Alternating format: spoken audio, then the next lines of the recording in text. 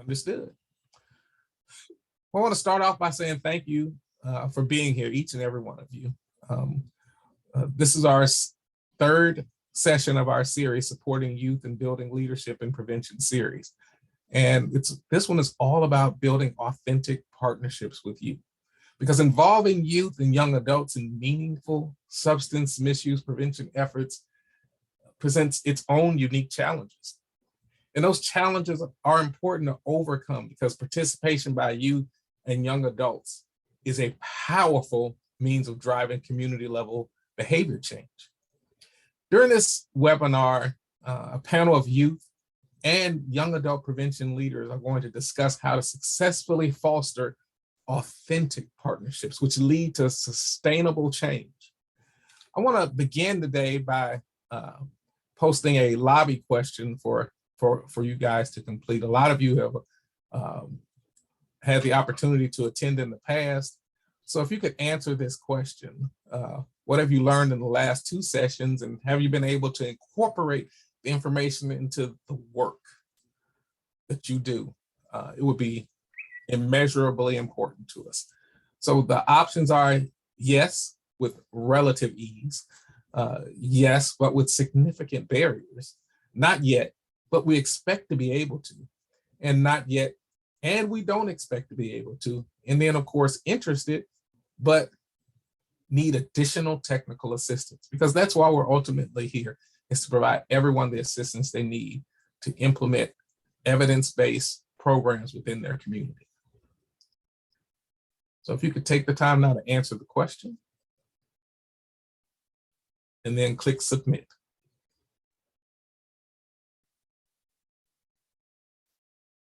We're up to about 50% participation. Oh, wonderful. We'll give another 20 seconds for everyone to get a chance to answer.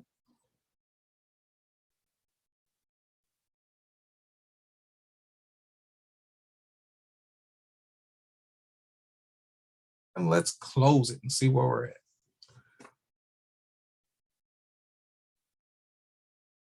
Okay, about 60% are not yet, but we expect to be able to, and that's actually promising. We're happy to see that, and we're definitely happy to see the 22% that have implemented with ease, and we're here to help those who have tried to implement with barriers. That's one of the reasons why we're here and we do what we do. And then for those who are still interested but need technical assistance, that's why the Pttc is here. And all of our people here are hopefully going to answer some of the questions that may be lingering in your minds to help you in the future. This presentation was prepared for the South-Southwest Prevention Technology Transfer Center Network under a cooperative agreement from the Substance Abuse and Mental Health Services Administration. And all material appearing in this publication, except that taken directly from copyrighted sources, is the public domain. And it may be reproduced or copied without permission from SAMHSA or the authors. The opinions expressed herein are the view of the Pttc network and do not reflect the official position of the Department of Health and Human Services or SAMHSA. And I'll pause briefly for those who would like to read it. And you'll also be able to download this presentation because we are recording it here today.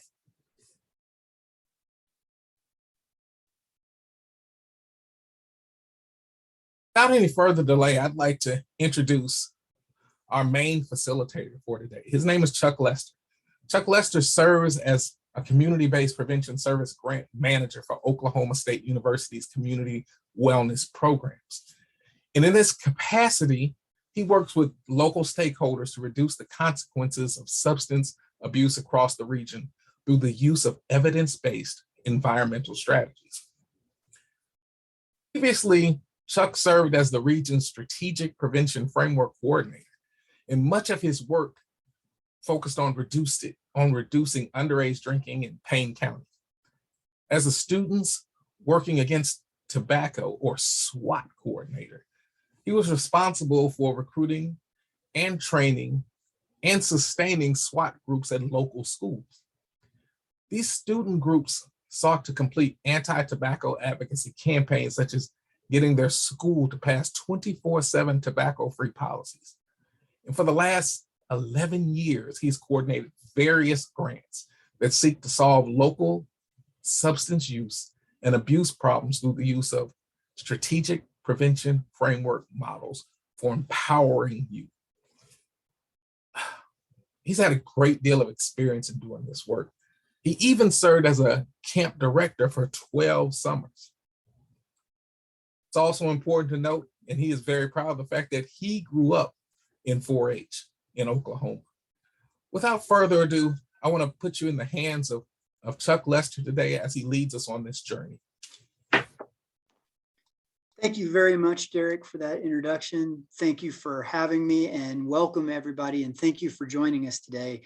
This really is a subject that's near and dear to my heart. As Derek mentioned, I grew up in 4-H, and my dad, in fact, was a 4-H agent, which we can kind of circle back to a little bit later. But youth development means a lot to me. I've seen the positive good that it can create in the world. And so when Derek called and sort of pitched this idea, I was really, really excited to try and put this together for everybody.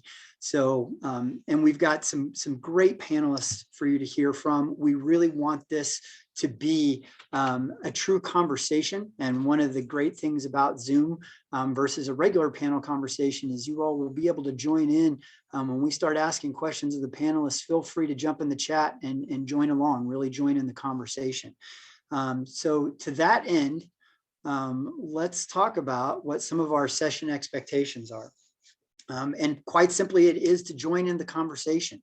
Ask your question, and please, for us, if you can. We know that, internet bandwidth can be an issue with some folks, but if you can turn on your cameras, that's great. So we can see faces and we can get some of those great nonverbals, nodding your head, smiling, things that may connect. But if you've got a question, please ask it. Somebody else is going to be wondering the exact same thing. So please just make sure that you're joining in.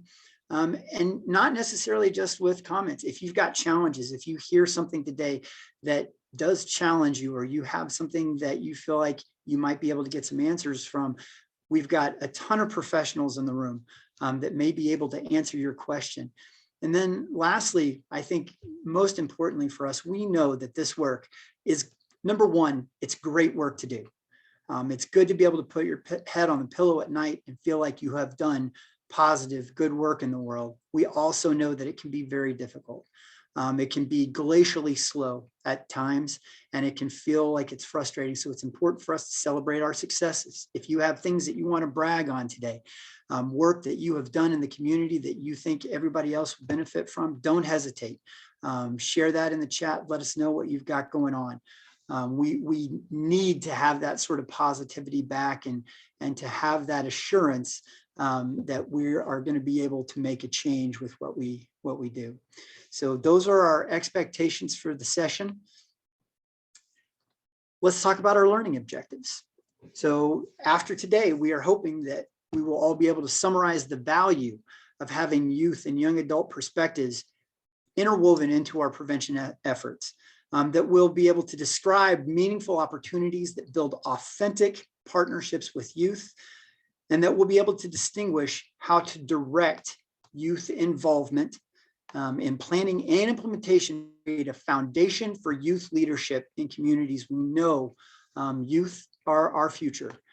So the stronger and the better we can build that foundation, the more promising our future will be.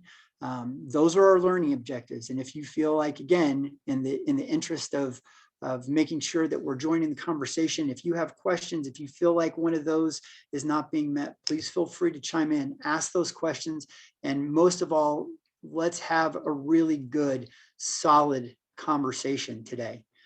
One of the things that I would mention to everybody is that we already have had a couple of sessions in this series. Derek has worked really hard to put together a 3-part series for us that really examines a lot of different issues, and really starting to talk about as we look at prevention efforts and generally speaking, as we try and sort of roll those things up to the macro level where we're changing the environment that people live in, we really want to look at whether or not this is fertile ground for youth involvement. And we've had 2 great sessions so far that have answered not just whether there's a solid rationale for youth involvement, but also, and importantly, the importance of weaving in diversity, equity, and inclusion in all of the work that we do with youth, not just treating it as a parallel process,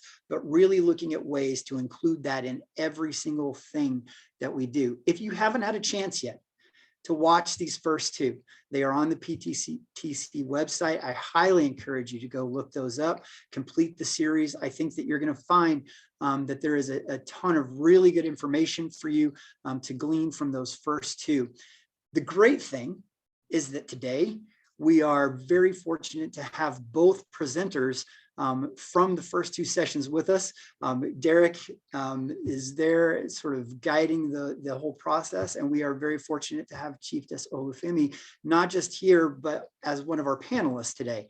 So we thought that it might be a good idea as we start to examine this idea of fertile ground and what it means to sort of grow these authentic youth partnerships, to have them summarize some of what they talked about in those first 2 sessions. So I am very honored to be able to hand it off to Derek Newby at this point to do that.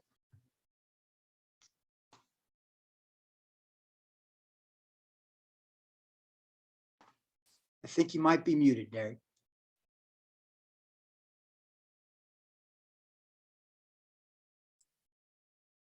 Okay. Thank you very much. Well, in our first session, I discussed why we build youth prevention systems to support youth involvement. Although the question may seem obvious to some, it was really enlightening to do the research. And we discussed systems thinking and prevention systems. We established that youth coalitions should not be formed just for the sake of bringing people together, and especially not for tokenism. We explained how youth coalitions can be a vital part of a prevention system. And since prevention systems are intended as vehicles for stakeholders to achieve a common goal or shared vision, we as adults have to be willing to teach youth how to drive and then give them the keys. Being focused on achieving this will help the system do what it is intended to do. And that is to support youth in delivering high quality evidence-based programs that can be sustained over time. Because a system that empowers youth to work toward the coalition's goals needs resources as well. And getting those resources and infusing them into the system, and then allowing the system's thinking approach to help them stay organized, is going to be ultimately what leads to their success. See, there may be short-term goals that need to be met along the way, and those milestones should be celebrated. But the system is about transforming the communities. And we learned that youth don't have to be the passive recipients of services any longer. We can empower them to be active members of a prevention system, because youth leadership assures that they have a voice, and true adults empower them to be active members of a prevention system. Because youth leadership assures they have a voice, they feel the power. You share the power. There are a variety of opportunities along the way, and partnerships help to keep their goals realistic and action-oriented. But there are a variety of ways that you can do this. Systems thinking itself is organization of thoughts and processes. Organization leads to cohesion, and cohesion leads to trust. And trust between youth and adults will help us resolve problems and build better communities. Because meaningful engagements happen when youth and adult partnerships. As one way to think of it is, the branches of a tree may grow in different directions, but our roots remain as one. As I thought about this series and building youth prevention systems, I reached out and I found Chieftaif Olufemi because we must not make the same mistakes that we made in the past. See, many of our systems are trying to make corrections now and transform to become diverse and equitable because they were built to be exclusive rather than inclusive. I want the youth prevention systems that you build to be diverse and equitable and inclusive from conception. And I found Chieftaif Olufemi deeply immersed in the work in her state of New York. And I could not resist the opportunity to share her with the world. So Olufemi, please do us the honor and remind us of your why. Thank you so very much, Derek. And I truly enjoyed and learned a great deal from your first session and wanted to make sure to keep the flow. So looking at diversity, equity, inclusion, and how it connects to youth prevention programs, I wanted to first look at the historical perspective, right? Not from the Eurocentric lens, but from the indigenous lens, and understand that systemic racism is very real and it started somewhere and it shows up today. So it's very important to understand the historical part to bring us forward to know how to maneuver, build authentic relationships, and reset the system as well. It's a lot of work to be done. I also encourage us to lean into discomfort because this is not an easy discussion to have. It's a needed one, but still not easy. And in order to continue to reset the system and truly be impactful in the work, we have to have those difficult conversations. In order to have the conversations, we have to be okay with being uncomfortable. It was also important to understand there is a clear distinction between culturally competent and cultural sensitivity.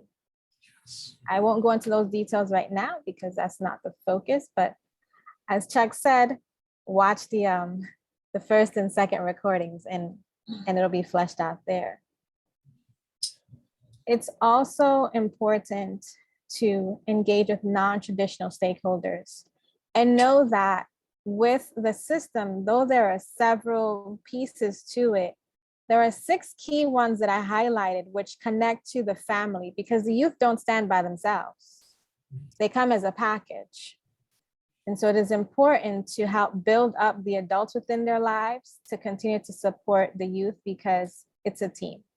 And the school's also involved in that. And so now I ask, which is already put in the chat, how have you been creating fertile ground to develop authentic youth adult partnerships in your communities? So kindly share your answers in the chat.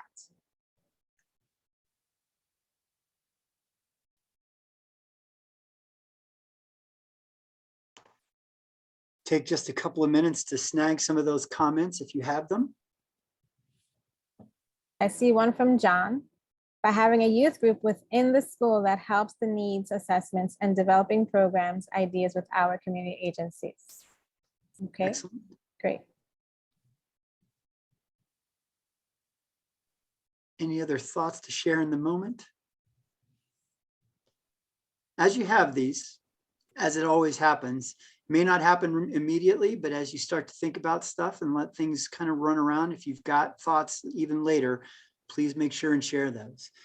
Oh, here we go. There we go. Brian shared that we're starting a youth coalition at my daughter's high school. Wow, that is excellent. Danielle Johnson says they're building relationships with the youth so that they feel safe to voice their concerns, laying that foundation. Excellent. I want to read Gina's because they're taking it to a whole new level. In one county we are working in, we are trying to start a youth coalition in one of our schools. The other county I am in, we are planning a youth conference for 6th and 9th graders in all of the schools in the county. And one of our goals there is to be able to start youth coalitions there too. Excellent, awesome. Wow. Outstanding. So if we agree that incorporating youth into prevention efforts and intentionally doing work towards diversity, equity, inclusion represents fertile ground to grow our efforts, to make them better, more fruitful, more positive. The question then, right, becomes how? And the hopeful answer is found in the title of today's session and in a word that we've repeated several times already, and that's by building authentic partnerships with youth. But we all know words have different meanings. They mean different things to different people. And I always find when you have sort of a key word like that, and as soon as, you know, Derek and I started having this conversation, what it made me want to do was to go and look up the word authentic. So I felt like we were on the same page, that we were having the same discussion and understanding the word in the same way. So I did go and look it up. But before I share that with you, what I'd like to ask of everybody in the audience is, what does the word authentic mean to you? When you think about something that's authentic, whether that's a relationship or anything in your life, what does the word authentic or authenticity, what does it mean to you? Real. Real. I see that from the heart. I like it. Real, pure. Like that one too. Sincere. That's a very nice one. Vulnerability. That's good, Amy. I like that too. Factual. Very good. These are all absolutely getting at some of the idea, and you'll see as we look, because again, has multiple definitions according to Merriam-Webster. We have several here. So see which of these resonates with you, and I'll tell you which one I came away with at the end here, with that's really spoke to me as I started to build some of my thoughts behind this. So number 1A, worthy of acceptance or belief, as conforming to or based on fact. It paints an authentic picture of our society. Conforming to an original, so as to reproduce essential features. It's an authentic reproduction of a colonial farmhouse. 1C, made or done the same way as an original. Authentic Mexican fare. The second definition, it's not false or imitation, real. We got that word a lot, right? Real, actual, and authentic Cockney accent, the real thing. And then lastly, true to one's own personality, spirit, or character, is sincere and authentic with no pretensions. Now, any of those could be right. They all define the word. For me, as I started to think about working with youth and doing youth development work, that last one, the one in green, true to one's own personality, spirit, or character, really resonated with me. The idea, and Derek talked some about this in his recap, he speaks about it a lot in his first session, the idea of adultism, about people who go into youth work with sort of a preconceived notion of what that work is going to yield, as opposed to centering it on youth. If you've already got a pretension, if you already have an idea of what that work is going to be like, and the only thing it is making sure that it checks in a box for you or it moves an agenda item for you, I would suggest that you may need to take some more time clearly defining what your intentions are and understanding that it's important to center this on youth and let them guide you, not the other way around. And so that was really where I started from as I read the word authentic and looked up the definition. And what it brought back for me was my time in 4-H. Again, my dad was a 4-H agent. He was my first camp director, and then I became a 4-H youth camp director. And I always remember him saying to the older kids as they came through, whether you feel it or not, as they became team leaders, he would tell them, you may not feel this, but by the end of a week of camp, there is going to be one of the younger campers who wants to be just like you. They're going to want to walk like you, talk like you, chew their gum like you. You may not feel that you're worthy of that kind of esteem, but that is exactly what's going to happen. And so you better be mindful about what it is that you model. So with that as sort of the basis or the foundation that I had moving into being a camp director, when I first came across the story of The Man Who Planted Trees by Jean Giono, I think you'll see why it resonated with me. Because I realized relatively early on that probably the biggest part of my job at camp was to take a staff of about 30, 18 to 24-year-olds and really have them buy in to the idea that an individual can make a positive difference in another person's life just by being intentional with their interactions with that person and understanding that they have that sort of capability within them. So The Man Who Planted Trees by Jean Giono is a story of, he tells it as an autobiographical story, turn of the century.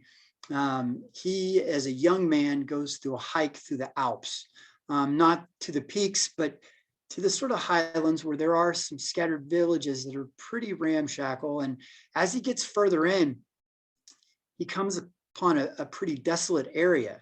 And he's planned for a through hike, but not necessarily did he plan for the kind of desolation that he would encounter.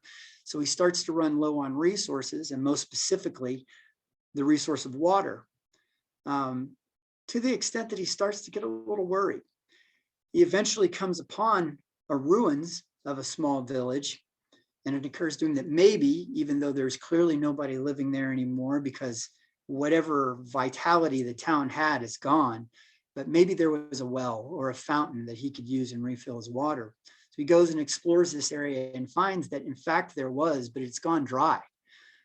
So desolate as the land becomes. So he walks a ways further, and the desolation doesn't just continue, it increases until he really becomes concerned that he may be in a little bit of trouble, when at last he spots in the distance a figure that he goes towards to discover that he has found a shepherd out tending to a flock of about 30 sheep. The man obviously lives alone, does his work, and so as people who are in that sort of circumstance do, he doesn't talk much, just sort of goes about his business, but he's happy to have the man tag along and offers to take him back to his house and give him some water, a place to rest, and some sustenance.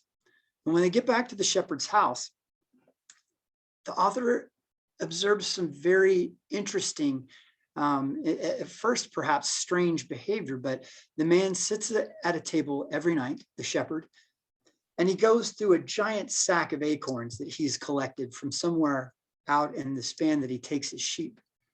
And he starts by taking these acorns and putting them into stacks of 10 based off of whether he thinks it'll be a viable seed or not. If it doesn't seem like it's going to grow anything, that seed gets discarded entirely until he's left with all these different piles of seeds that he thinks are pretty good. And then he further sorts them into seeds that seem exceptional, really, really good seeds, seeds that are going to produce a hardy oak tree.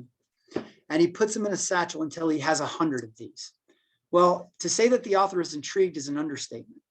He is offered and decides to stick around for a couple of days just to see what this guy is up to. So he goes out with him the next day.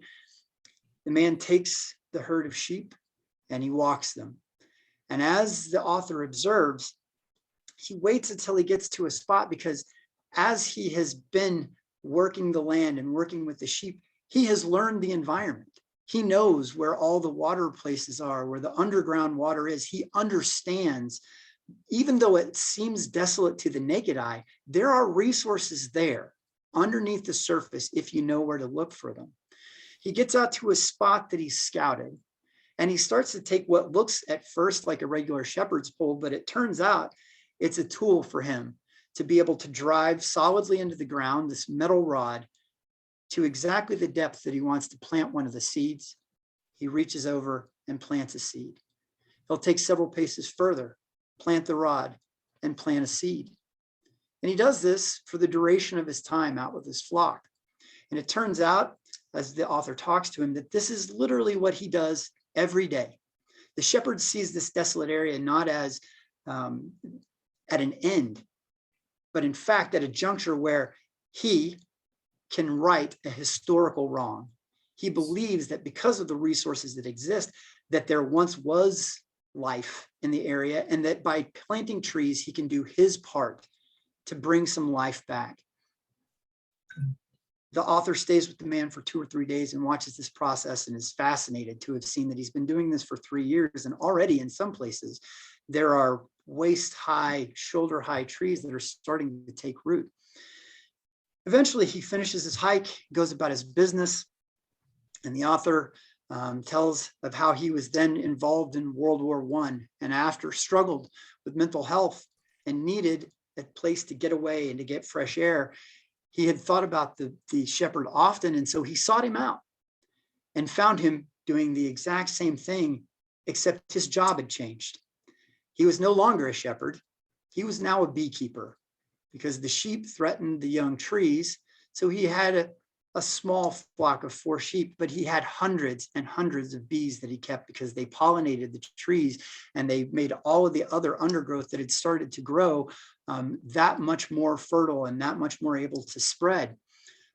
He watched the same process happen, only now the man who planted trees had added a separate species of tree, a birch tree, because he knew that those grew well in certain areas. What he saw 10 years on was the beginning of a forest, and he was so intrigued by this that he decided to start to visit every year. And for years, decades, he would go back and have a chat, to the extent that the old shepherd talked with his friend, and watch this process happen. Eventually, what started as one person trying to right a historical wrong turned into a forest that the people who now lived in the area, some 10,000 strong, attributed to a natural process. No one ever knew that this man was the reason that their area had been rehabbed. Nobody ever knew that this forest that eventually became a nationally protected forest by the authorities, who were marveled at the natural forest that developed. Nobody ever knew, because he never had any intent to take credit or try and be the savior of the area. He just set about trying to do what he felt was best, with solid intentions and a lot of forethought about the seeds that he planted. That was the ideal that I wanted to plant with those staff members. But just like our shepherd, we live in a world and a reality that challenges those ideals. We know that there are systemic biases, systemic racism, systemic classism. We know that we all carry those within ourselves. And so it becomes incredibly important for us to examine those and understand that there's a counterbalance to the idea. So if the man who planted trees is the sort of pure ideal, A Gardener's Tale by Dr. Kamara Jones tells us cautionarily why it is so important, in fact, dire, that we examine our own biases, that we understand the environment that we're doing this work in before we begin youth work. It has to begin before, so that we understand the environment and we can understand some of what our seeds that we're planting get planted in. So we have a short video that I think sums up A Gardener's Tale by Dr. Kamara Jones very well.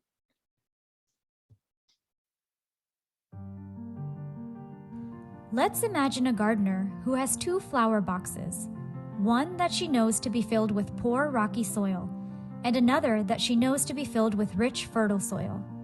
This gardener has 2 packets of seeds for the same type of flower. However, the plants grown from one packet of seeds will bear red blossoms, while the plants grown from the other packet of seeds will bear pink blossoms.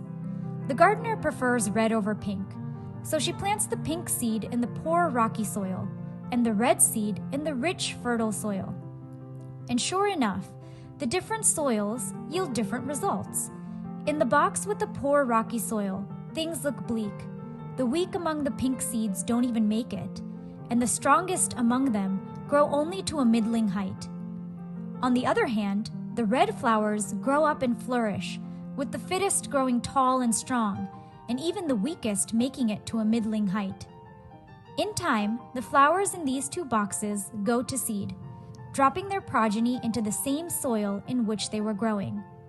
The next year, the same thing happens, with the pink flowers in the poor soil struggling to survive, while the red flowers in the rich soil growing full and vigorous and strong. And these flowers go to seed. Year after year, the same thing happens. 10 years later, the gardener comes to survey her garden. Gazing at the 2 boxes, she says, I was right to prefer red over pink. Look how vibrant and beautiful the red flowers look, and see how pitiful and scrawny the pink ones are. This story illustrates some important aspects of the different types of racism. There is the initial historical insult of separating the seed into two different types of soil. The contemporary structural factors of the flower boxes, which keep the soils separate, and the acts of omission in not addressing the differences between the soils over the years. The discrimination is further perpetuated when the gardener, disdaining the pink flowers because they look so poor and scraggly, plucks the pink blossoms off before they can even go to seed. Or when a bee comes along to pollinate the pink flowers say, "Stop, don't bring me any of that pink pollen, I prefer the red." The pink flowers internalize the belief that red is better than pink. What are we to do if we want to put things right in this garden? Well, we could start by addressing the internalized racism and telling the pink flowers, pink is beautiful. That might make them feel a bit better, but it will do little to change the conditions in which they live.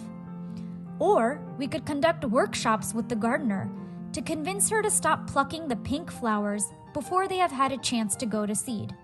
Maybe she'll stop, or maybe she won't. Yet, even if she is convinced to stop plucking the pink flowers, we have still done nothing to address the poor, rocky condition of the soil in which they live. Right. What we really have to do to set things right in this garden is to break down the boxes and mix up the soil. Or we can leave the two boxes separate, but fertilize the poor soil until it is as rich as the fertile soil. When we do that, the pink flowers will grow at least as strong and vibrant as the red, and perhaps stronger, for they have been selected for survival. And when they do, the pink flowers will no longer think that red pollen is better than pink, because they will look over at the red flowers and see that they are equally strong and beautiful. And although the original gardener may have to go to her grave preferring red over pink, the gardener's children, who grow up seeing that pink and red are equally beautiful, will be unlikely to develop the same preferences.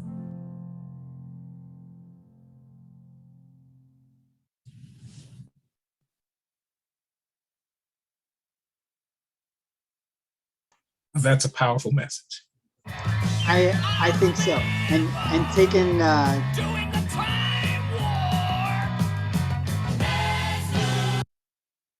Sorry about that. no worries. I think so. And taken together again, the idea being that if the idea of being able to plant seeds and make a positive difference and change the world in a positive way, we do have to understand this piece. It's critically important. And to that end, I am very pleased to say that today we have a great panel on hand who, very importantly, are both gardeners and flowers. We have some folks who have worked to create these sustainable youth partnerships, and we have some folks that are products of them. Our panel goals for today are through conversant engagement. The panel is going to examine the following: the foundational concepts to consider prior to engaging. And if I could highlight that word and star it, we are all hopefully familiar with the SPIF process and the idea of assessment as a first and vital step in anything that we do. We have to do a lot of this work, whether it's self-reflection, whether it's understanding the sort of environment in which we do the work. It has to be done prior so that you can make a plan to offset it. We're going to look at effective strategies to build genuine partnerships, and not necessarily just with youth. A lot of these things carry over for all of the community work that we'll do. We're going to look at some common pitfalls and how to avoid them.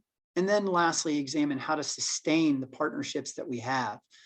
To do that, I am again very honored that we have folks that have done work both in the sphere of creating these partnerships and also engaging in them. So let me now introduce our panelists that we are very fortunate to have today. First, we have Chieftaif Olufemi.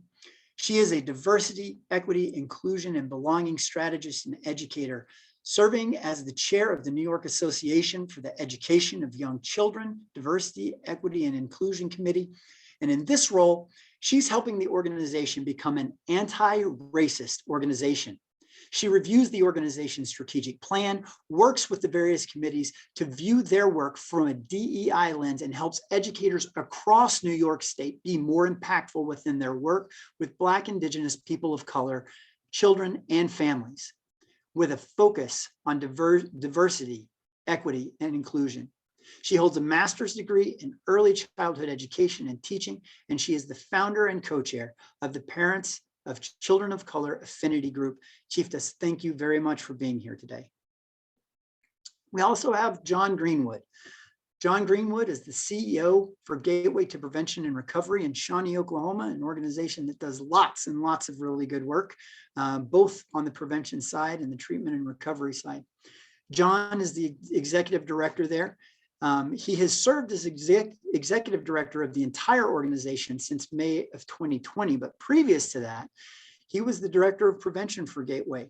In that capacity, he worked for 21 years, putting together all the different prevention programs. And John and I were colleagues for many, many years. He was one of the first people that I thought of when Derek mentioned the idea of putting a panel together, because if it's happened in prevention in Oklahoma, John knows about it.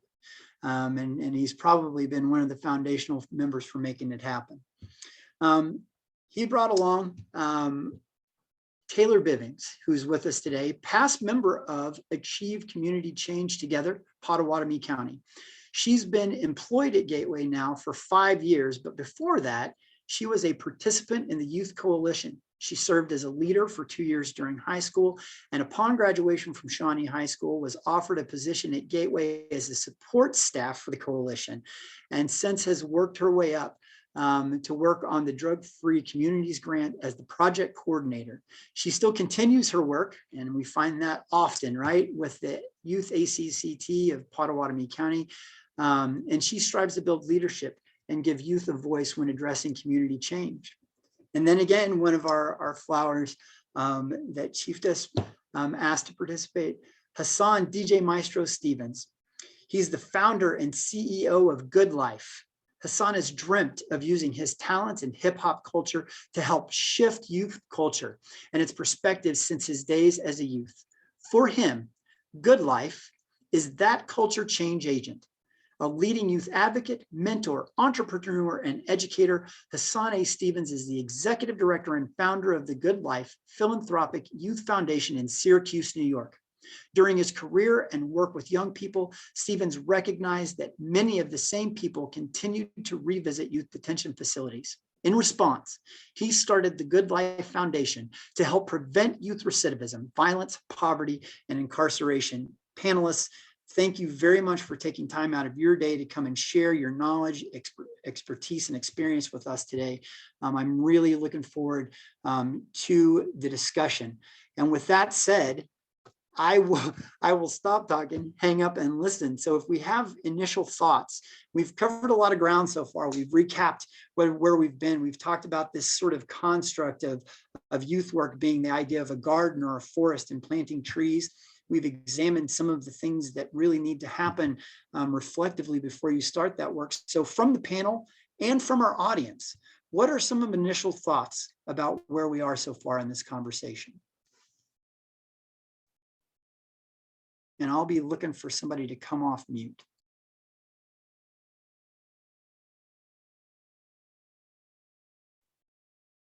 I'll go. First and foremost, it is so important to have the youth front and center. Remove any bias that will probably be present when approaching the work. Because a lot of times what we may think as normal is not the normal for the youth and their community, and vice versa. And so being open to having authentic discussions with them is very important, as well as the adults, because again, they're not separate. And I think Absolutely. kind of jumping off of that point, something that I think is really important is if you have youth related issues and the youth aren't in the room, that's a problem.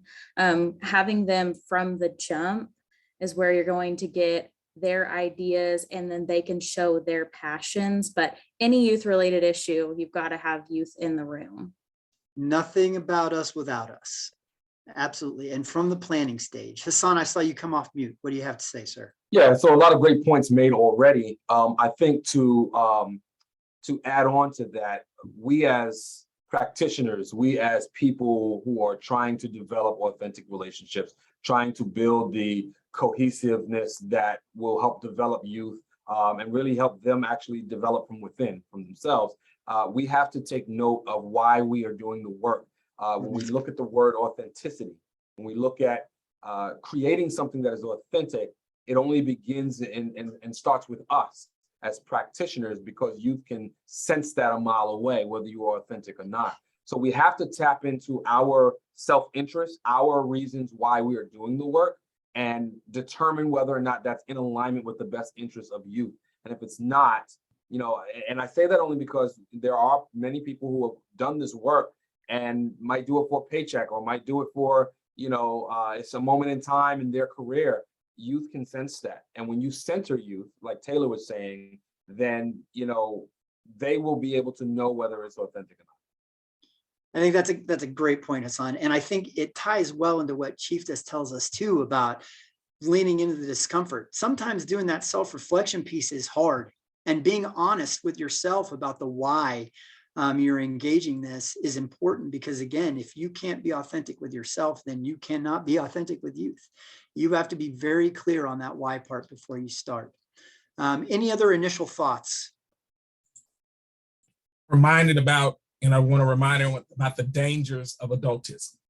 A lot of times people think that it means leading, but it actually doesn't. It literally can be debilitating for youth when working with them. So we have to be mindful of that at all times.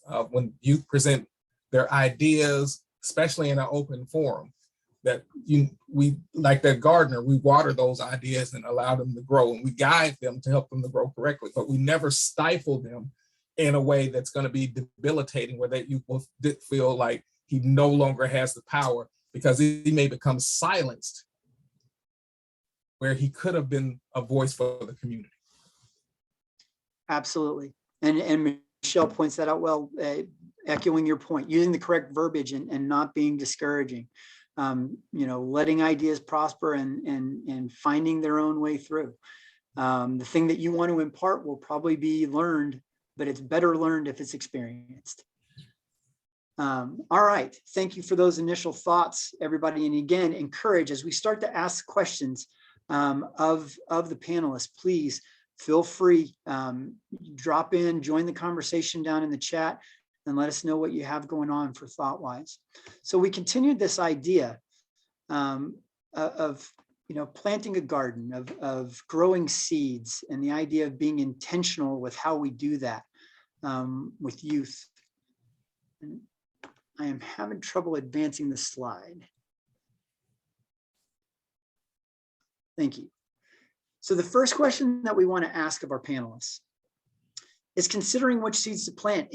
As in our story, both really allegories, there was considerable thought given, both in some positive ways, some in negative ways, to which seeds we planted and where. And that's really the idea of work that has to be done before you begin. So the question for you all: what elements are essential to consider and make an intentional plan for prior to beginning working with youth? And I think John's going to lead this off.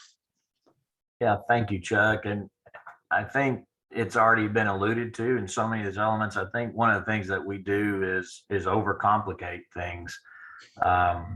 Just like the story of the man planting the seeds, that's not a complicated thing.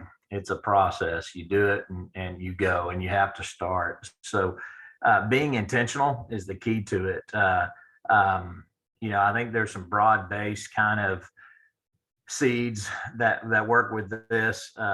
for our work and the work that we've done, making no assumptions.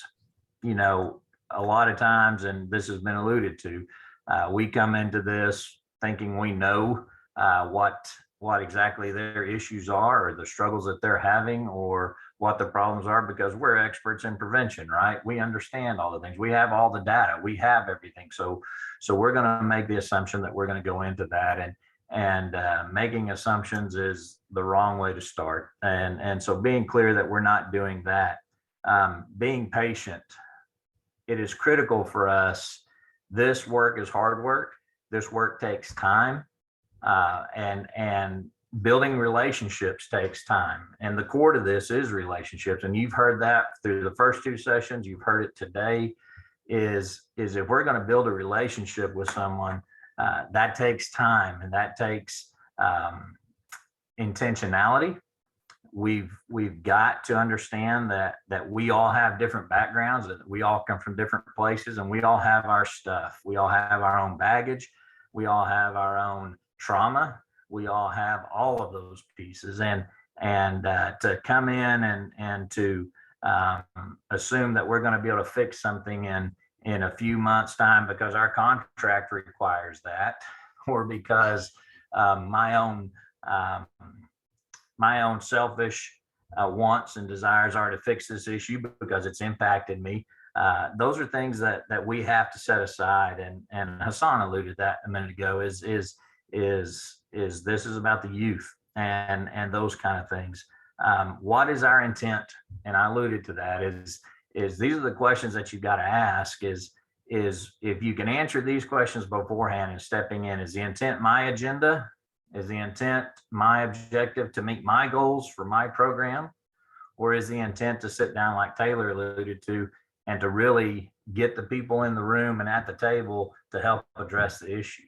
And a lot of times as adults, we have good intentions, but don't necessarily come into it and approach it from the right way. And our experience and the work that we've done for years and years, it has to be having youth at the table, in the room, and in those conversations. And that is difficult, and that is challenging at times, but it is doable. And there's a room full of experts here, and there's ways to do that. So that's where I would start with it. It's a broad-based thing, but before you step into any kind of work with young people, you have to have those things available and ready, and you have to prepare yourself and your team to understand that what is this really about? And it's about the youth. It's not about me. Thank you, John. Other panelists have some thoughts on that?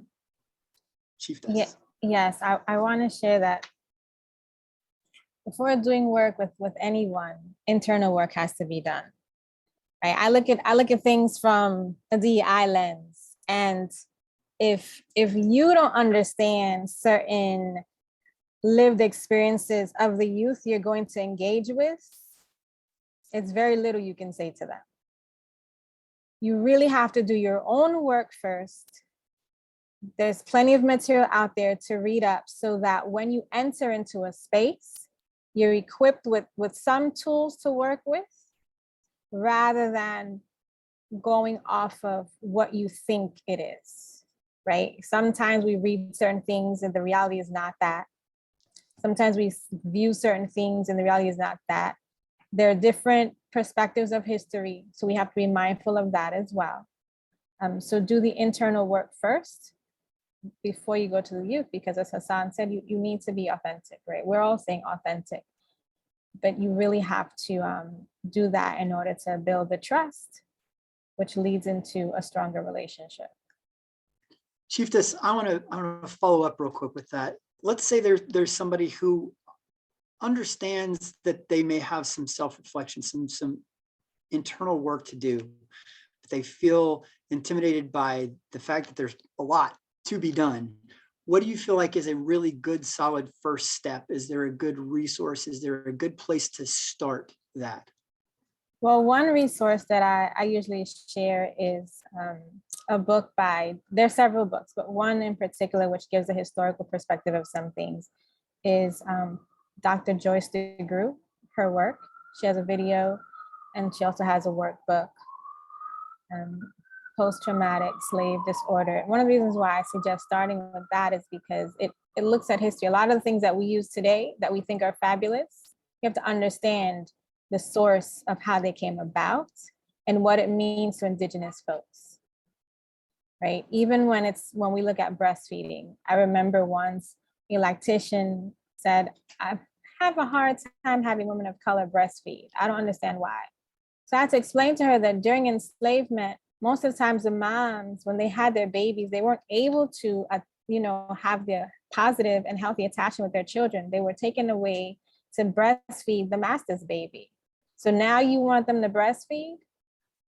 No, you have to do it differently. You have to approach it differently. So now that she has that information added to her toolbox, she could engage in a different way. You don't know what you don't know, and you know what you know, right? And then there are some that need to accept the fact that there is privilege within the Caucasian community and work through that. Thank you for sharing that. I think that's important. Again, knowing what some of those first steps are. A journey of 1,000 steps starts with one. So taking a really good resource like George DeGrew's work and learning about that, educating yourself is a great place to start. Hassan, I saw you raised your hand. I was applauding the comments that Chieftaif Olufemi was sharing with us.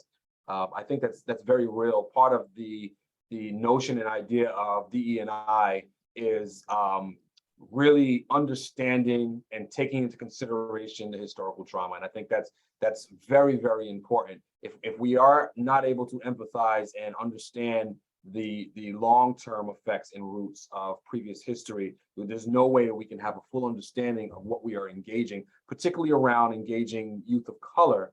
And I think that's reflective of any population as well. Any impacted population, there's always going to be a history of trauma or things that from a psychological standpoint, they will have to overcome. And if you're not taking that into consideration, you're not doing the work.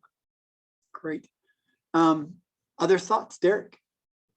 I would just echo what they're saying. Essentially, like when you're starting this workout, a lot of people first gravitate toward the schools, and because they say, well, I have easier access to youth there. But even within that system, there are certain youth who already feel empowered, and there's other youth that have been silenced. I went to school in a time of integration, and it was taught to us as kids that were being bussed in to be silent, and we would be okay. While we watched other kids clearly be able to voice their opinion and them be embraced for it. But because of that learned behavior, even now, as it still is perpetuated within the school systems, a lot of times when we go there with programs or we go there in recruiting and we go to get youth involved, there are certain populations of youth that do not feel that they're going to be recognized. They do not feel they're empowered. And you have to work extra hard in order to get to them. We recently had a youth conference here in Arkansas.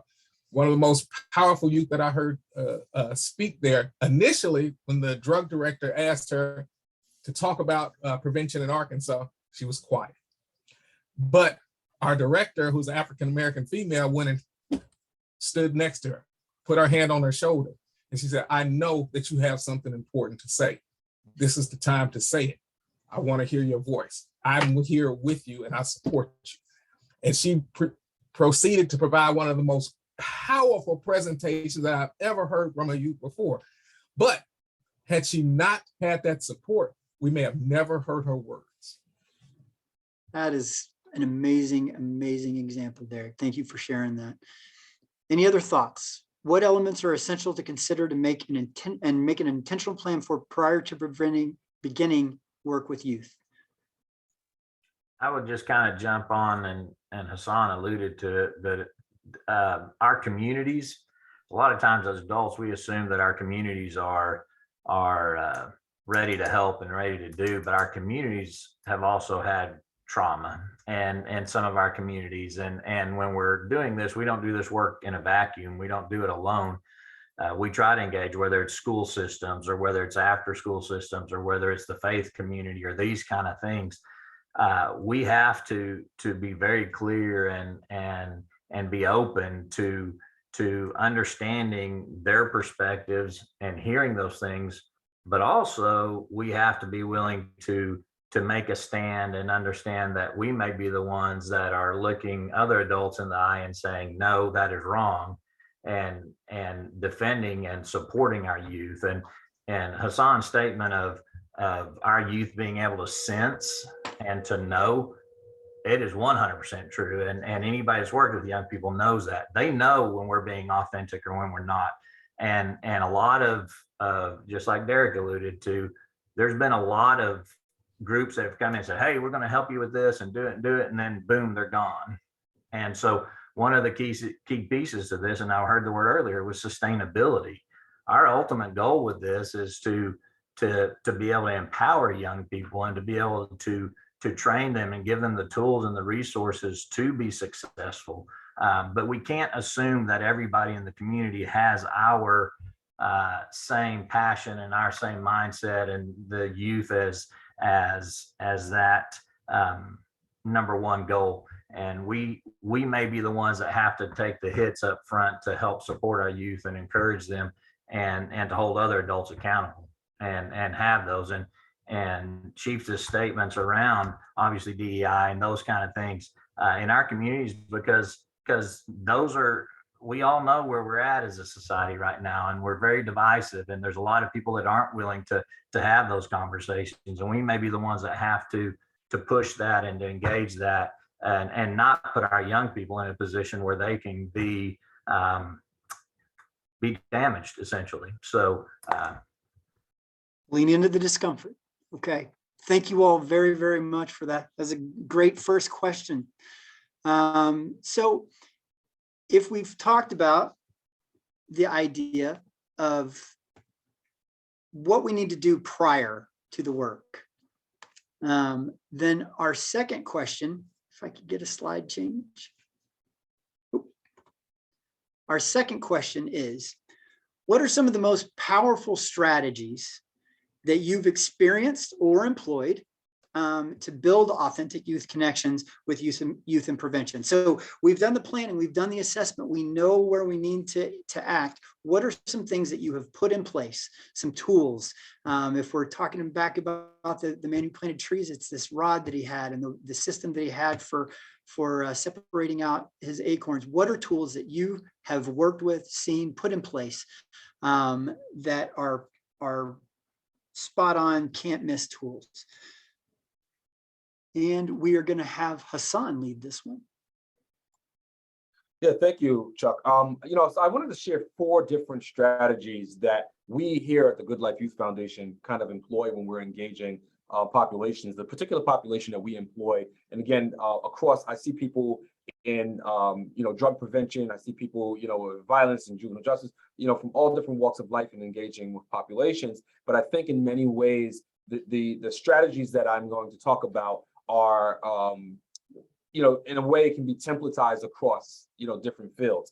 So one of the things that we employ here is a credible messenger model. This is an evidence-based model where you actually hire and implement staffing to engage youth that are reflective of the youth and reflective of the communities from which they come from, right? Sometimes you are in jurisdictions that may not have the makeup that allow you to do that. And in those cases, you have to have staff that is willing to simply, as we mentioned before, understand the dynamics of that population and be willing and open to learn, right? When you're implementing credible messenger strategies, it's going to come with a series of obstacles and hurdles. It's not an easy implementation, but it is one of the most effective implementations. So part of implementing a credible messenger model is understanding that your credible messengers also come from the impacted communities. right? If they are reflective of the impacted communities, they may have deficiencies, they may have needs for professional development or training, along with the incredible asset that they can bring to the table. Because, you know, from an asset-minded perspective, we want to understand that oftentimes the solutions to the problems are closest to the problems, right? And so that is the onus or the emphasis of actually doing a credible messenger model. The second strategy that I would talk about is making sure that woven, you know, and Chieftaif Olufemi mentioned a lot about cultural sensitivity and making sure that we are aware of the cultural dynamics, the historical dynamics that influence or impact a particular population. But being culturally sensitive or reflective, right? And outside of being credible messengers, if you are culturally sensitive and understand the dynamics that you're working with, a lot of times you can still be very effective, highly effective.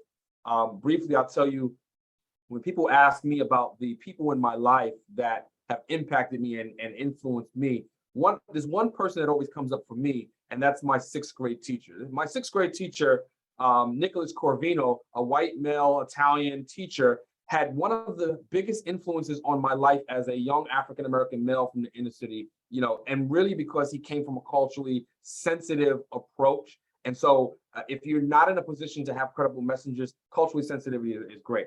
The other thing I would say is making sure that in your programming and the implementation or deployment of your programming, that you have centered the youth. Here we do things we call what's called an AMP, Achieve My Plan. We create individualized plans with youth. We are meeting them where they're at. We are asking them what they need, what they want, what are their thoughts, what are their fears, what are their dreams, and then devising a plan that they have ownership in, right? All too often, we are telling kids what they need. We are telling them what they should be doing, and we're not asking them where they're at, what they're navigating, and where they want to go. And so there's no way that we can devise a plan strategically for them that they will take ownership of and execute effectively because they don't feel ownership in it. So the last thing that I would say is making sure that in part of the strategy has to be the communication.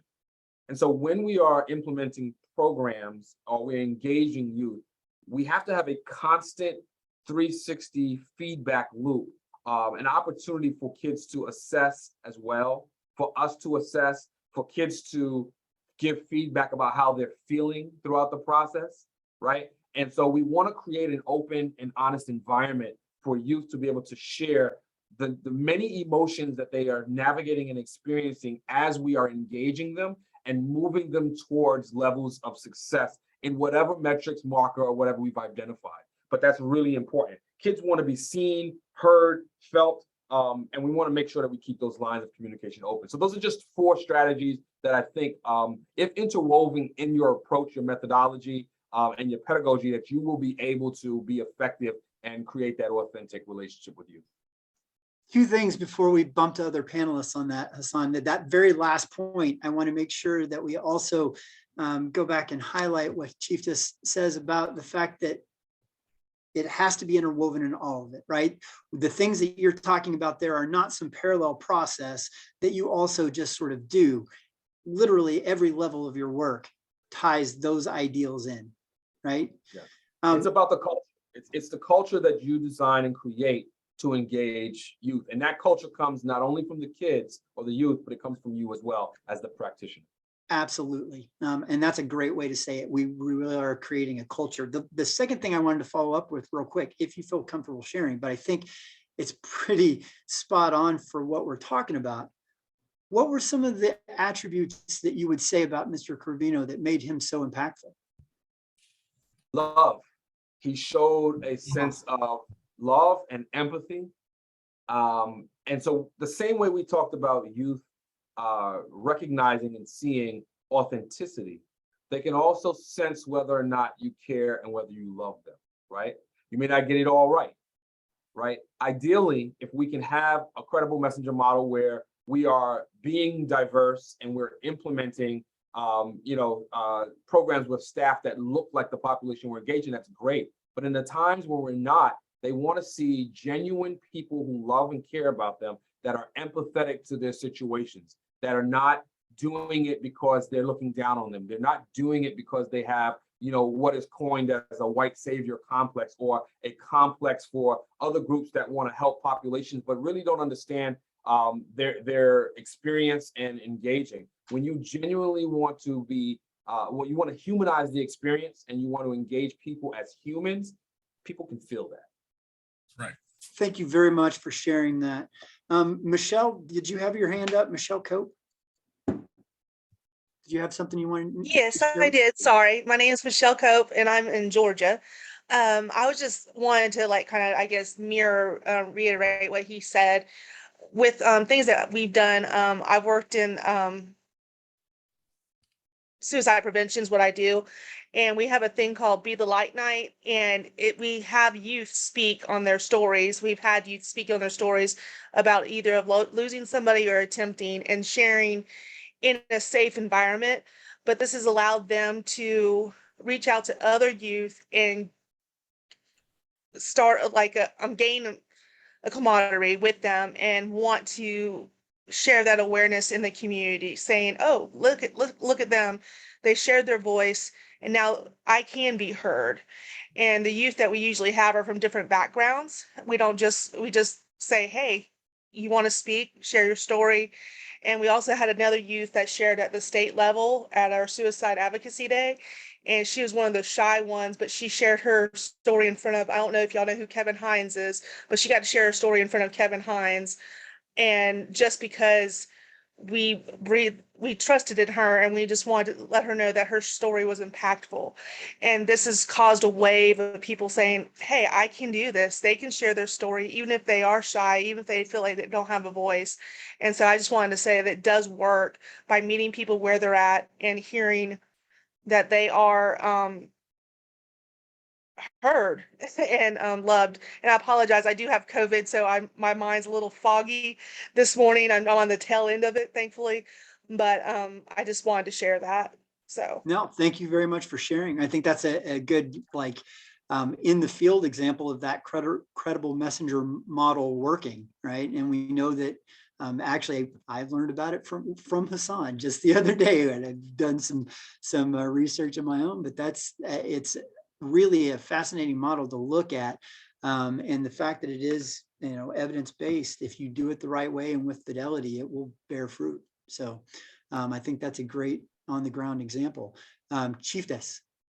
Yeah, I just want to also share the importance of being a facilitator in the space among youth. Sometimes, many times we all come in with our own experience, and sometimes we need to just shape it a little bit in terms of what they want, the youth want.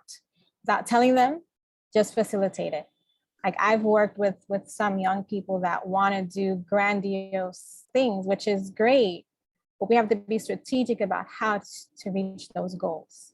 So you do it in bite size, right? And so from doing that, they feel more empowered to do more and continue the work. And then the partnership is more authentic. Thank you very much for sharing that. Yes, I agree. The facilitation skills. Taylor? I just wanted to speak a little bit about being in the Youth Coalition and some of the things that I enjoyed or experienced that were really impactful for me. In the Youth Coalition, there was always a space for us, even if there was not a meeting, if we needed to do homework and have a place that had internet connection, a quiet spot. Like, a lot of us had siblings. So, to be able to go somewhere and have a safe spot to do homework. For our Youth Coalition meetings, there was always a meal. So everyone coming always knew I'm going to, have dinner. Whenever I was I was a co-leader in our Youth Coalition before every meeting, because at the time, John was kind of our adult person in that. At the beginning, we would always talk about, what's going on in our lives before we jumped into, what do we need to do? What kind of changes, all of those things that can sometimes be overwhelming. He always made sure to check in on what was actually going on in our lives, which I think is very important, and building those authentic relationships. and that I never felt like, oh, John's in charge of us. We were all working together. So I think that really helped me and motivated me to continue into a youth serving position and working with them, and, making sure they always have that platform. So yeah, that's kind of my take on that. That's a great point. What are some of the things that you would say? And I know he's like right there in the room, but what are some of the things that you would say that he did specifically that gave you that feeling of being able to walk side by side instead of either being led or pushed? I think is incredibly important. It's also a skill that can be honed. What were some of the specific things that you can recall that made you feel like he was there by your side? I feel like there was never that judgment. Sometimes we would throw out a wild idea, we're like, oh, can we do this? And John didn't shut down those ideas. He said, okay, what would that look like? What are the steps that we could take to do that? And then we could talk it through. But his openness for our ideas really helped, I think, to keep us motivated. Because if you're immediately shut down, there are some people that will never share again. So you want to be judgment free when it comes to that. And he would sit back a lot and watch us just, talk. If we got off track, he was like, hey guys, let's get back on track. It was kind of like, let us feel free to express ourselves. That's powerful. Thank you very much for sharing that. Yeah. Other panelists, some powerful strategies you've experienced or employed to build authentic connections with youth and prevention, or folks in the audience. I think a critical piece, and Hassan, it's one of his points, but that 360 feedback loop, one of the things that we work in any project that we've ever done with our young people is sit down after it's done and debrief it and look through it and go, okay, what was good, what was bad, what can we do better, right? And the other piece that helps create, again, because the whole model of this is it's their program. It's not mine. It's not ours. It's a we thing, and and they're leading that. And so, but we also have to understand they're still young people, and they may not have the skill sets. They may not have the tools to do all of that. So a big part of what we did was trying to build basic skill sets with them. And so we'd bring in training, or we'd train them on how do you run a meeting? How do you plan an event? What do you do? Those kind of things, and not just assume that they know how to do it and build that. But that loop to be able to go back and to be able to constantly be in conversation and looking at things builds trust, and it builds relationships, and even us being as adults being able to admit that we're wrong, or that we did something wrong,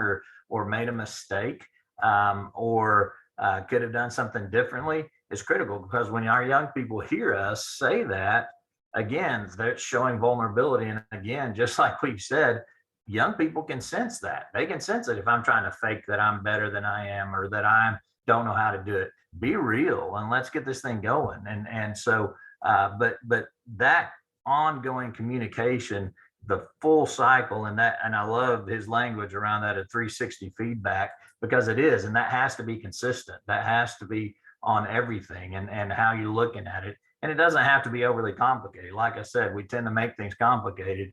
It's pretty basic. Yeah, I mean, and that really, when you say that, John, I hear SPIF model and evaluation of everything right there. And I think it's a good point too. When I was at camp, we used to use a very simple, everybody thinks about evaluation or sort of debriefing as this big process. We used to use a 3-question system. We would ask what worked, what didn't, and what do we want to do next time? And we would make sure that we spent time on all 3, because people like to skip to the what went wrong and what are we going to do. But you spend time talking about what we did right too. It's a form of celebration, but it also helps plan the things that you need to duplicate next time, or maybe do more of. So just taking some time to really create that feedback loop is incredibly important. Derek, you came off mute. Did you have a point to make? Oh, Not really. It's just a thought that came in my head because as I work with youth, it's one thing I always reminded them of, that they were geniuses in their own right. If I love that. if a bear judges a fish on his ability to climb a tree, the bear will be frustrated and the fish will always think he's a failure.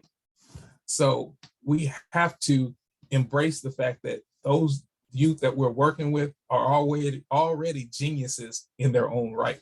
We just have to get to know them and find out what superpower they possess. What is the thing that they're best at, and allow them to use that power in order to do the work that we're empowering them to do. That's an amazing point, Derek. Thank you very much. All right. So if we've looked at the planning that we need to do, and we've talked about a few of the skill sets that we need to have in place, or that we would recommend having in place, then let's look at this next question, which is of common mistakes. And one of the things I love, Hassan said it, Chieftaif has said it in the past, but the idea that the expectation and the bar is not that we have to be perfect. It's great if you can pull that off, but very, very few of us ever can. It's okay to mess up. It's okay to make some of these mistakes. We want to talk through, though, as much as possible. That's part of what planning does, is to help us avoid them. And then the other piece of that is how to address them when we do make them. But what are some of the most common pitfalls you see organizations make when engaging with youth partners? And what advice do you have for either avoiding them or mitigating them if they do happen? And I think that we have Chieftaif Olufemi leading us off. Yes. So I like to look at, so I have a dear friend and he talks about glows and grows, right? Let's celebrate what we've accomplished, and then let's look to see how we can continue to grow. And that's the position that I want to take right now. Because as an educator, when you talk to your class and you keep telling them no, no, no, no, no, that sticks more than, oh, you've done this really well, and keep pushing. So I'm going to flip this just a little bit. I think that when there are just a few areas, and we've covered some of them, but one of the things I first and foremost want to do is I want to define cultural competence and cultural sensitivity just a little bit, because sometimes we don't fully understand the difference. Both are equally important. Culturally competent is the ability of a person to effectively interact, work, and develop meaningful relationships with people of various cultural backgrounds. The sensitivity is you are aware and accepting of cultural differences. So here's an example. And it's a basic one that I'm going to use. You go to an African restaurant and you see the individuals eating with their right hand. And you're used to eating using a utensil with your left hand, and you're trying to figure out, well, why are they using their right hand? So then you sit down and you say, okay, well, this is what everyone is doing in the restaurant, so I'm going to join in too. And then after the meal, you ask why it's done that way, so that you can be informed for future, right? Rather than just going to the place and be like, well, I'm not going to do it that way, which is insulting to them. So use your right hand because that's not the hand that you use to clean yourself when you go to the bathroom. That's the reason. But that's just a very basic example that I wanted to share, and then you can unravel it a little bit more on your own time. But I believe in when we use words, it's important to put it into perspective. I also want to share, going back to trauma, repetition is also key. There are some buzzwords that this country likes to use. ACEs is one of them, adverse childhood experiences. But what about what happened centuries before, right? The epigenetics, if you will. We talk a lot about that when it comes to the Holocaust, but when it comes to indigenous beings, we really don't. So we need to be mindful of that, right? And I go back again, you have to understand the historical pieces. And I also want us to remember the importance of making sure that the youth are at the center and we serve as facilitators. We really, really have to be the facilitators for them, because as each of us have shared in our own way, that they come in with their own knowledge. And also listen and prepare for uncomfortable conversations. Y'all know, many of you that have participated before know I don't like that word, but discussions, because I'm not conning anyone, right? So engage in the discussion. It's very important because you'll learn a great deal about the youth, their community, the adults in their lives that impact them. Hassan already talked about one of his childhood teachers who he still remembers that impacted him. So we have to remember that. And most important, it's okay when we fall. We have to just get back up. And then there's one other thing, intersectionality. Most people talk about intersectionality as levels of an individual, being male, being tall, being Caucasian or indigenous. I talk about intersectionality as the different industries that impact our youth. Finance, real estate, agriculture. We're looking at food deserts. With real estate, we're looking at redlining. These are all historical things as well that still are present today. The job market, lack of jobs, incarceration, the prison system, all of that impacts the youth that you work with, especially those of color. So it is very important that we're mindful of all of those things. I'm not saying that you're a social worker as well, but it's important to be mindful of it and understand how all those pieces intertwine and impact a child. And that's why I say that you have to weave this work into what you are already doing when it comes to DEI, because it's not separate. And far too long, this has been going on and folks are just waking up today. It's okay that they're awake, but to hear someone say that it's just today, no, this has been going on for centuries. Thank you, Chieftaif. And you said it so well. I've heard you say when the listening piece, to be still and listen. We are people of action. We want to see change. And so a lot of times we don't take the opportunity to just shut out everything else and listen to another human being, listen to a youth, learn their story. We want to always try and get going, but sometimes it's so important just to be still and listen. Others of our panelists that would like to throw something in here. How to avoid common mistakes. What are some common mistakes and how to avoid them?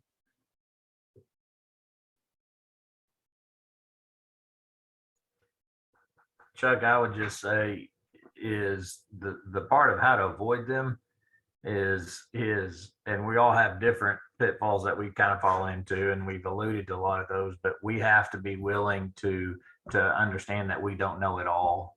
We have to be willing to understand that as adults, we still need to continue to learn. We still need to continue to be willing to learn. And so, you know, whether it's I need to engage in more training for myself around certain things, or whether it's I need to engage partners to support and to help us in the work that we do. And that's one of the great things is in our communities that we've tried to do in the past and have continued to do is work with partner agencies and other organizations and the faith groups and those things. We don't have to be the expert in everything, but what we do need to understand is where those experts are, and also to vet those experts, because they may not necessarily know how to work with young people. They may have their own agendas, and unfortunately that happens.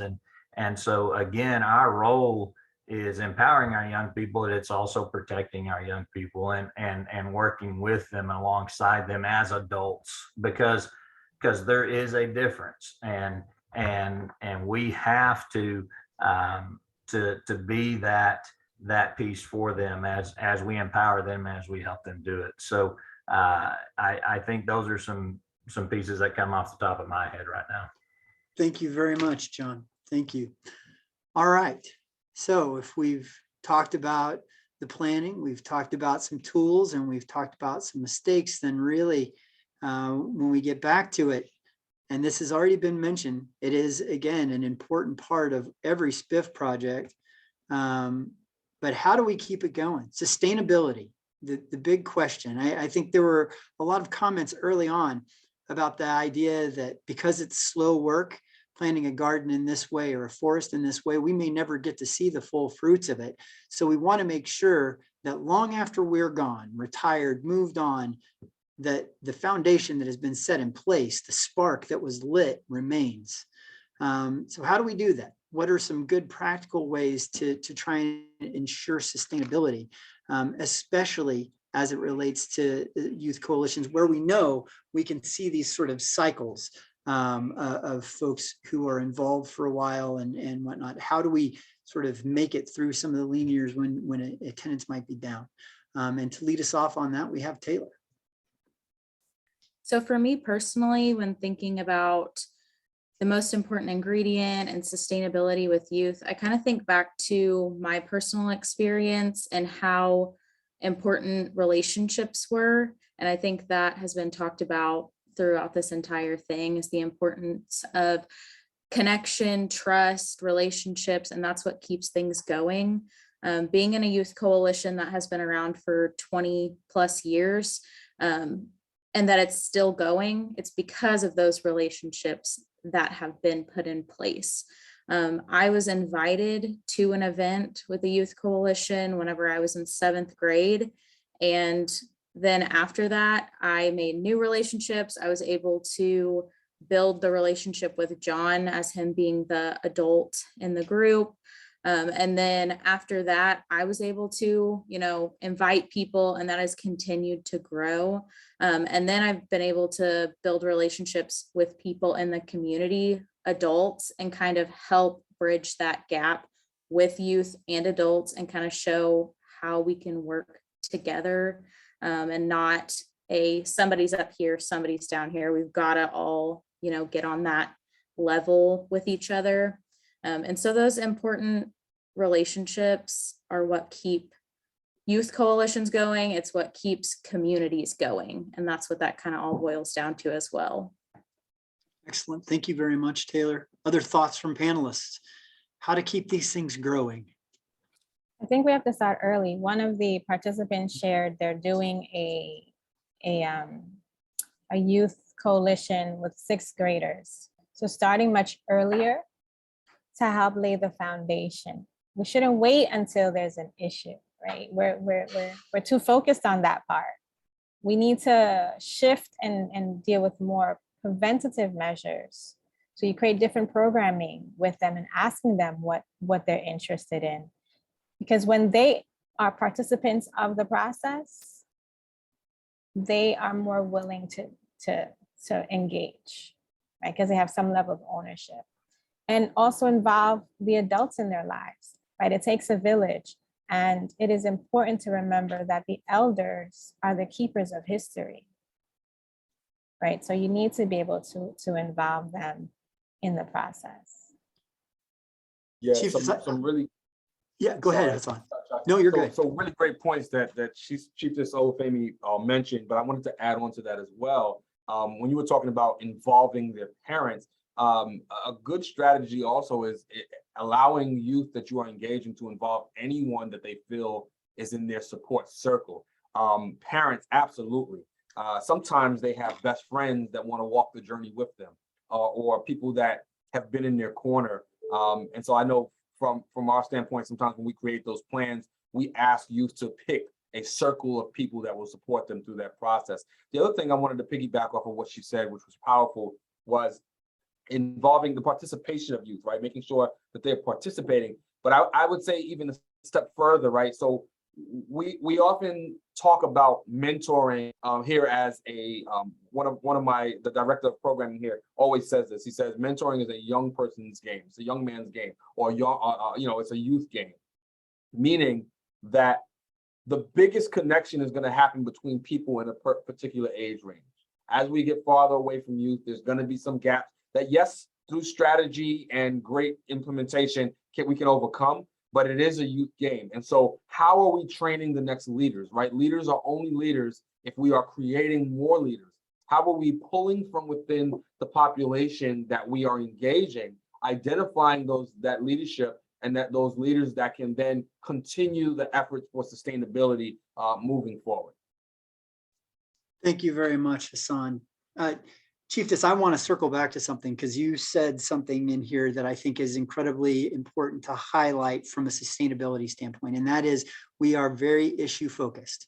If we are starting a youth coalition because we're trying to solve an issue, then we probably already have it backwards. Because what happens if we talk about sustainability? If you mess around and solve that issue, do you have a reason to have a youth coalition after that? You probably don't. On the other hand, we know that there are things, I hope that we have the passion to believe in our work as prevention practitioners. There are practical skills that if we can impart those to folks at a young age will help them navigate the world as they move forward. If we start there, not because there's an issue, not because we're trying to tackle youth smoking, or not because we're trying to tackle youth substance misuse, but because we believe that looking at the world through using the SPIF process, all these things that we do through the work that we do have importance. They have power. They have the ability to help somebody navigate the world. If that's where we're starting, that's probably a more appropriate place to at least think about sustainability, because that just means we're imparting skills that we can do forever. If we're going in because we're focused on an issue and the issue gets solved, what happens then? Thoughts, sustainability.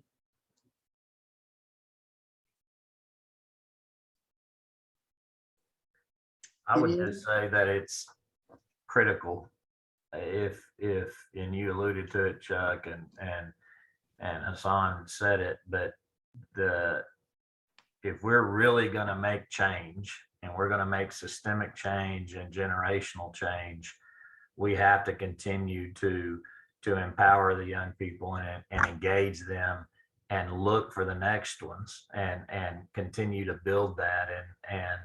And Taylor's a great example of that. But I'm sitting here looking at this room of a lot of people that have a passion to work with young people and care for that, and that gives me hope and gives me excitement. But if we come into this to meet the objectives of our funding or of our agendas, we've done it all wrong. And I can promise you this: if in our experience, if you'll sit down and just have a conversation with young people, 9 times out of the 10, the issues that we see as critical will align with their issues.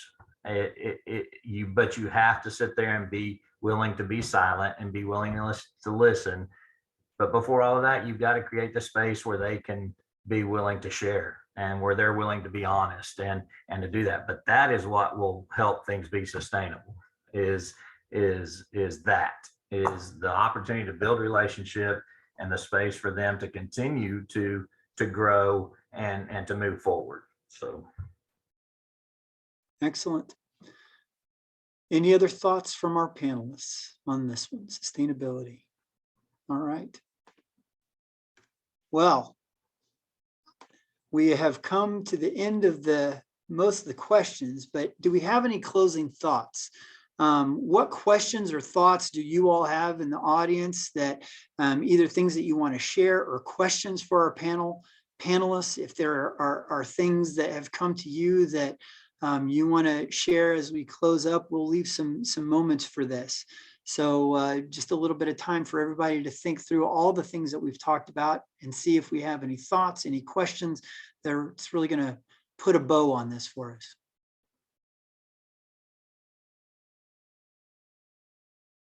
Michelle, I see your hand up. Sorry, I just wanted to say that we talk about the youth, we talk about the community, but we never talk about the parents and getting involved. The parents are supposed to have all the tools, but they don't. They're the last to get those resources to help our youth. And I feel we need to work on partnering with parents as well to help those, to breathe into those parents, because they don't have those tools. A lot of these trainings that are made to the public, a lot of parents aren't informed properly, and they need these trainings. A lot of these trainings are done during the work week where they can't go, but yet we're expecting these parents to know how to do this and to empower our youth as the main focus. And so I feel that they need to be educated, and that just might be me in my in my mind, in my opinion, being a parent. But I just working in what I do with suicide prevention and awareness, I see so many parents in denial and their own barriers to their children, to getting that access, to getting to be that voice. And so I feel that we need to work with the youth, but also those parents a little bit more, and maybe in a youthful approach. Yeah, I mean, I think that echoes one of the first things that Chieftaif said, that these youth don't just appear out of thin air when we see them at meetings, right? They all have families, and not just parents, by the way, but grandparents raising kids, or adjacent family members, or foster parents. They all have support systems outside of what we see that very, very definitely impact their day-to-day lives. And the more we can engage in all those different levels, number one, even if we don't act on those, we at least start to understand the youth better. If we can understand some of those sort of other layers that are impactful in their lives, and getting to know parents, those sorts of things, I think is incredibly important. And then, Michelle, you bring up a good point. As we start to think about working with families, there are some things that they face as barriers. So if our programming doesn't make sense for them as far as engaging a parent, but we do it during the workday, or we have it in a place where we can't get transportation, or we can't take care of, childcare for other kiddos that may be at home that they can't leave, then we haven't been very sensitive to their needs and encourage them to participate. But I think it's a great point. It's not just you. Engaging the families and trying to create the skill set is incredibly important. So thank you, Michelle, for that. And I want to echo something that Hassan said, which we have to be mindful of, is that ask the youth which adults in their support circle they want, because the reality is there are many parents that are dealing with their own level of trauma. So to then encourage them to come into the program to support their child may not be the most productive thing to do.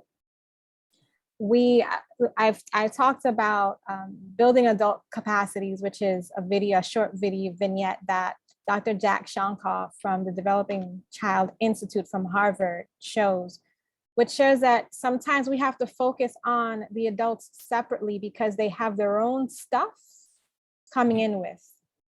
So yes, it would be ideal if the parents can be there and grandparents, but we also have to be very mindful. And that's why we go revisit again the historic trauma. Because when we understand the historic trauma, let's say mom and dad have 5 children in the house.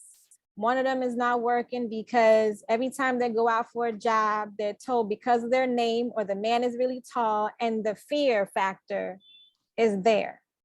That's very real for some of us. So we have to be very mindful, of those things. So Michelle, I'm glad you brought that forward. This way we can unpack that a little bit more, because we have to remember the lived experience of some is not the same for others. So we have to figure out other ways to help with those barriers and other supports. Very, very, very powerful. Jay Arano wanted to share that moving with the times to keeping up with our youth, things are always changing and growing. So as adults, we also need to keep moving with them. This helps me with my youth group. Excellent. And John said there will always be a new issue, especially facing youth. So allowing them to take the reins and define a need the adult community might not see or understand, or as John said, may not follow your organizational defined goal, but still develop.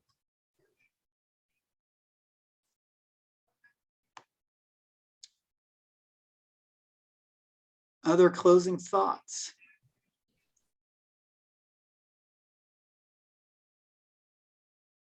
All right. Well, we will still have a little bit of time together. If you get the perfect thing that you want to drop in, please still feel free to drop it in the chat.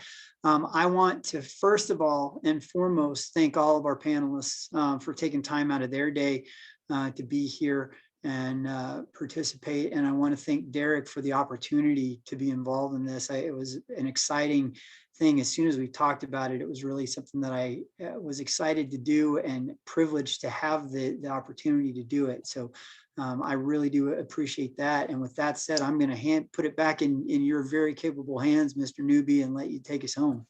Well, thank you so much. I appreciate it. This has really been a wealth of information, I think, for everyone involved. Just reminding that in youth adult partnerships, adult and youth assets are not only utilized, they're appreciated. They contribute. Both the youth and the adult contribute, and both contributions are valued. And the learning is reciprocal, because building authentic youth adult partnerships, it's going to take time. But I mean, the outcomes are going to be monumental. The whole process is most effective when an authentic youth adult partnership is formed. And then youth have the opportunity to explore and solve problems in their community. It's worked over time. I know it even worked with me. I ended up joining the Police Explorers program as a youth. That was my first experience in the youth program. And it wasn't because of my parents. It wasn't even because of the teachers. It was because of a state trooper that lived in my neighborhood that just saw me hanging with the wrong group of people and decided to pull me to the side and say, hey, I see potential in you.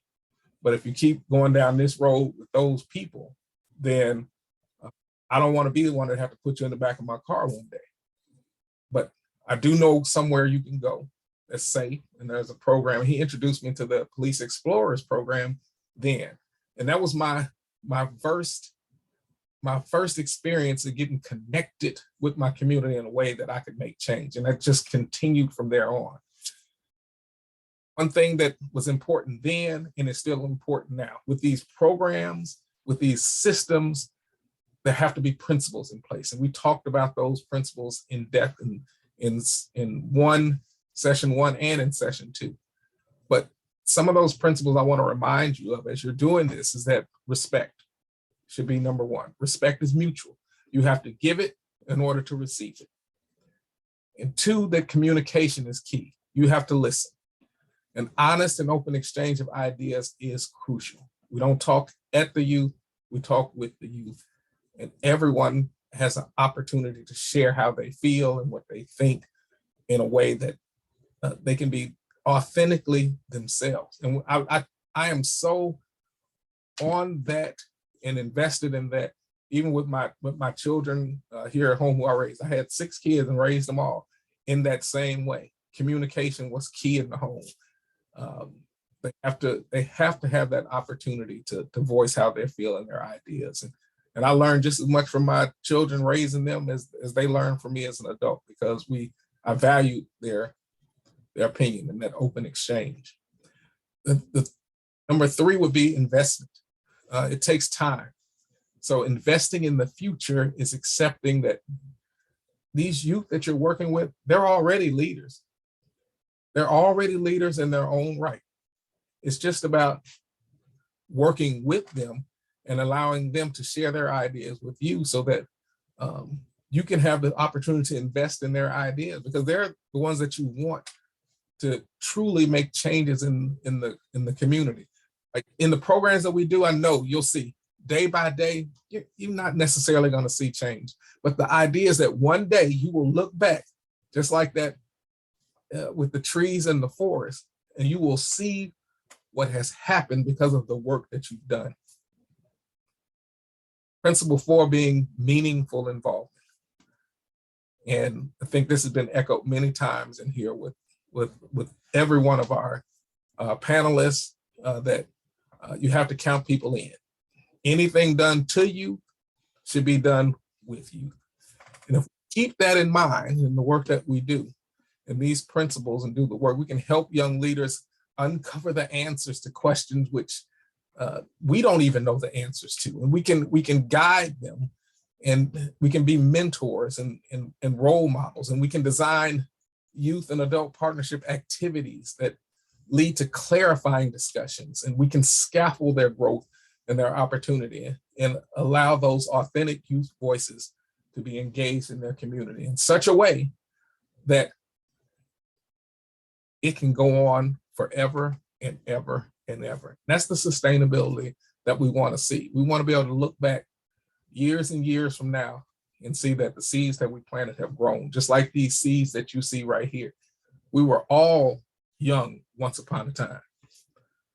And we are where we are today because somebody invested in us. Somebody showed us respect, and somebody allowed us to have a meaningful involvement within our community. We have references from today that will allow, it's going to be shared in the slide deck, and you'll have the opportunity to go and check out these and use these in your work. And again, just reinforce that anything that you see here, you can use, you can duplicate, you can share. The definitions from Merriam-Webster all the way down to the videos, and these are the links for those. These are some of the resources that we encourage you to employ. Levels of Racism, a Theoretic Framework, and A Gardener's Tale. The Northeast Caribbean Prevention Technology Transfer Center has work out about doing the work together, authentic partner engagement in prevention. And the Central East Prevention Technology Transfer Center has another piece out called Culturally Responsible Services for Youth of Color. We encourage you to visit those resources and utilize those resources within your community. Last but definitely not least, part 1 and part 2 of this series are available for you as well on our website. These are the links to them. When you download the slide deck, then you'll also be able to use these links to go directly to those. You can share those links. And if you haven't had the opportunity to view 1 and 2, I strongly encourage you to do so. This was a good standalone, but it goes with the series. And we've done a good job at recapping it for you, but definitely encourage you to go and check those out as well. It's not over until the paperwork's done. For those of you who have a smartphone, you can point it at the screen right now, use the QR code, and you can complete our survey right on your telephone. If not, a link is going to pop up when you close out this session, and you'll be able to complete it there as well. But we need your feedback. Without your feedback, we can't know what we did right and what we did wrong and what to improve. And most importantly, what can we do for you next? We're here to provide you technical assistance. And the way that we know what we need to do in order to improve is through your feedback for our post-event survey. So in closing, I'd just like to say thank you, Chuck. Thank you, Olufemi. Thank you, John. Thank you, Taylor.